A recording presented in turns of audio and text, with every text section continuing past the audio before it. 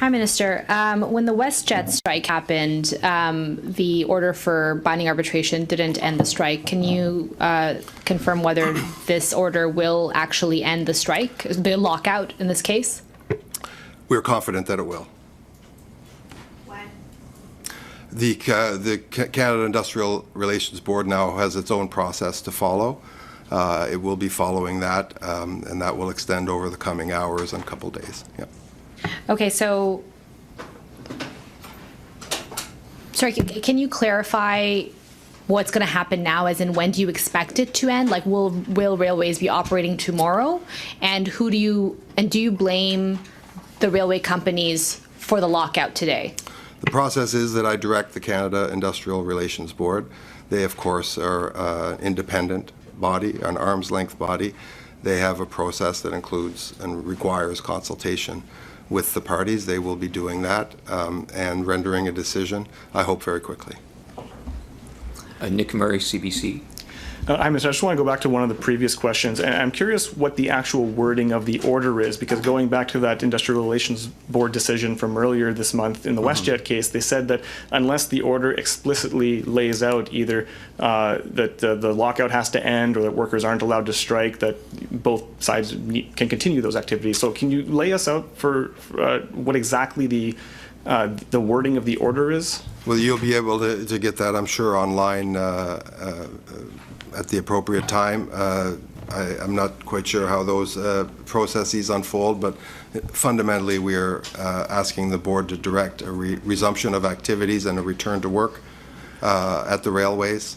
We are asking them to begin the process of binding arbitration and to extend collective agreements that are currently in place. Okay, but what does that mean? Are you ordering the lockouts to end and simultaneously ordering the workers that they're not allowed to strike? And also, how does that apply to CN that hasn't been issued a strike notice yet? I'm ordering the three things that I just told you I was ordering: resumption of activities, binding arbitration process, and extending the collective agreement. Jeremy Shaw, CTV. It doesn't seem to be specifically clear how soon this could get workers back to work and trains running again. And so we've heard from industry groups on the economic impacts here, tens of millions of dollars a day. What will the federal government do to mitigate economic impacts? Well, we are acting, I think you would agree, we gave negotiations every possible opportunity to succeed right up until midday today. I spoke to the mediators. I, as you know, visited with the parties in Montreal and in Calgary in the prior days. Came to my own conclusions, but we have an impasse here. We wanted to give these negotiations the absolute possibility of concluding successfully. We see little prospect of that currently, and I think I was pretty transparent and open about that. So now, what do we have? We have the tools that the law, that Parliament has given the Minister of Labour. Those tools include the ability to direct the CIRB to do the three things that I just indicated, and then to issue an order. We're hoping and confident that they will do that with dispatch, but they are an independent agency, and they will do what they have to do to make sure that they follow all of their procedures. At the end of that, I think you'll have the clarity that you're seeking. What kind of pressure did you face from your American counterparts? What did you hear from them in those conversations? Well, actually, I had very helpful conversations with American counterparts, with American businesses, with all sorts of stakeholders in the U.S., who have all, of course, gone through this very similar processes and have had similar work stoppages or labor conflicts. So I would categorize it or characterize it as helpful advice, understanding, and those relationships are extremely strong, and I know the government is very grateful for them. Laura Dillon Kane, Bloomberg. Thanks for taking our questions.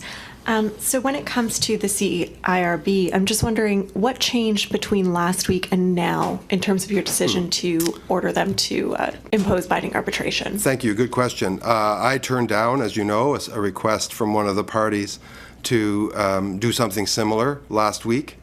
because we believe in collective bargaining. We believe that with a deadline looming that we could see some progress at the negotiating table. We wanted to go through that deadline to give our mediators, who, by the way, I need to say thank you to. These people have spent long days and nights in hotel rooms with union and company negotiators and done their very best, and they have a very high level of success. So we wanted to give it every chance of success, every chance to succeed. Unfortunately, in this case, we weren't able to, and that is why we have come to this decision today. Did the decision have anything to do with your certainty that the CIRB would approve this request for binding arbitration? In a sense, why not approve it ahead of this stoppage happening and this damage that's already being wrought to the economy? Well, there is a right to strike in this country.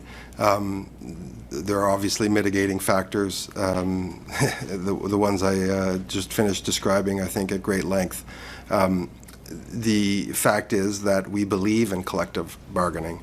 We believe in the ability of workers and their unions to sit down at tables and freely exercise their ability to negotiate. And we wanted to give every minute of possibility for that process to succeed.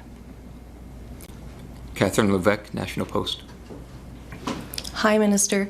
In the same vein of questioning, you had this option on your table a week ago and you rejected it. Can you explain why exactly? And were you still hopeful as of yesterday that there would be an agreement? Well, I think as I just said, we were hoping to give this process every chance of success. We had our best mediating teams on the ground with the parties. I myself visited with both the companies and the unions involved here, and we gave them every possibility and every resource.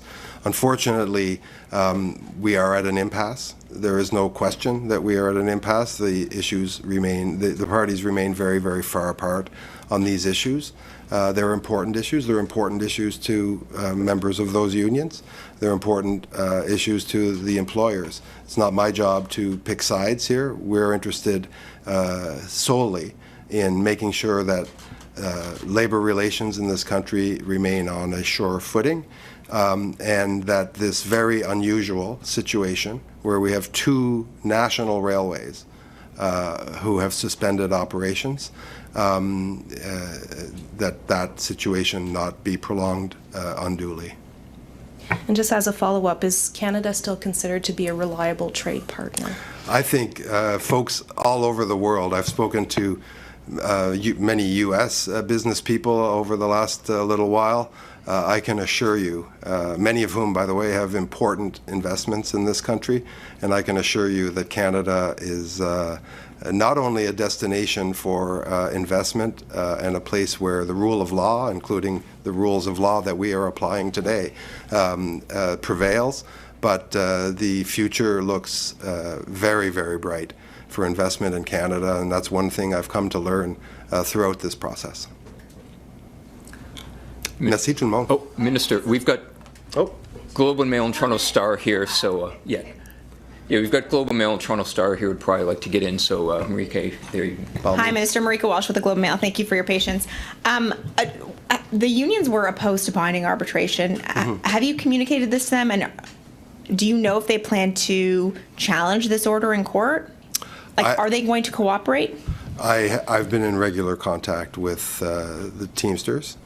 And of course, so those channels of communication in person, on the phone, have been wide open, and obviously consult with other labor leaders as well across the country. As for how they react to this, that is obviously something that belongs to them. But to be clear, you don't have any guarantees from them that they won't challenge this or take this to court? What I have a guarantee of is a power conferred on the Minister of Labour by Parliament that exists. I can't imagine it exists or would be a more practically or appropriately used than in the case of two national railways ceasing their operations. So we're very, very confident about the path that we've selected here. And as for the parties, either party or all three parties, you'll have to get their reaction. I think we'll wrap with Stephanie Levitz, Toronto Star. Hi, Minister. Thanks for taking our questions. You alluded to this unusual situation. You alluded to wanting to figure out why and how it happened. Can you elaborate on that? What is it that you're thinking? There's some who argue, for example, that Transport Canada regulations haven't been updated fast enough to keep pace with the needs of workers. So what is it that you're exploring here? Look, we're having a a parallel stoppage in two very important pieces of Canadian infrastructure, and I think you've all seen what is the purported impact on our economy and on the people of Canada. This happens all too frequently, but as I think my mother would say, the fact that there's two, that kind of takes the cake. So as Minister of Labour and as the person responsible for industrial relations in this country in federally regulated sectors, I think it's incumbent on me and on the government to inquire as to why this might be happening and perhaps offer some solutions to prevent it happening in the future.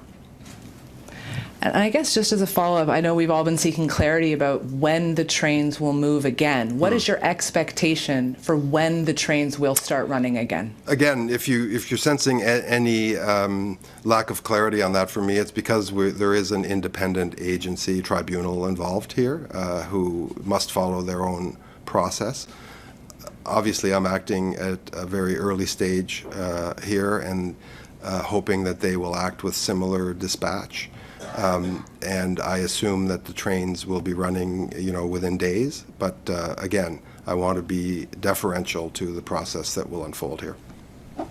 That's all our time for today. Merci beaucoup pour votre attention. Merci tout le monde.